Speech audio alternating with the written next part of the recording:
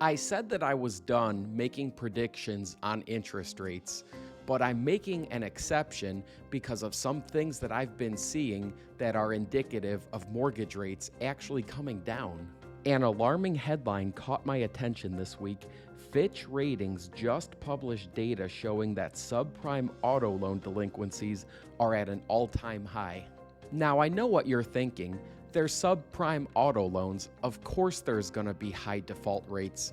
While this is true to a point, I've reviewed hundreds and hundreds of credit reports during my career of people with 500 credit scores, and they may not pay their phone bills, they may not pay their electric bills, there may be collections for other things, but one thing that many of these people pay on time every time are their car and truck loans.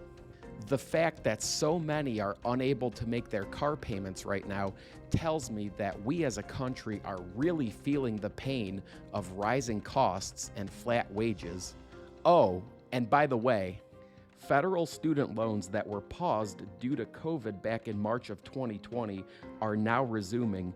Many Americans who have not made a student loan payment in 3.5 years are now going to have to budget for this. Okay, household budgets are stretched to the limit, but how does this impact mortgage rates? It is important to know why interest rates have risen so dramatically.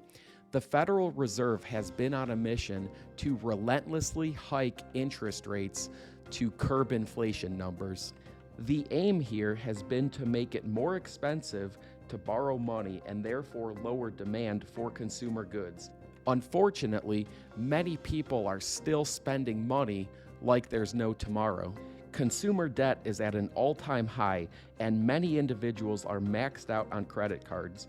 For this reason, we do have to put part of the blame for all of these rising costs on ourselves as consumers. We are now at a point where many households can no longer afford anything but basic necessities. This is going to force spending to be halted to an absolute minimum, and it's also going to naturally curb inflation, which is exactly what the Fed has been trying to do for the last 2 years now. All of this will give the Federal Reserve a prime opportunity to cease hiking interest rates and perhaps even start bringing them back down. That's the hope, at least. I'll continue to keep you posted.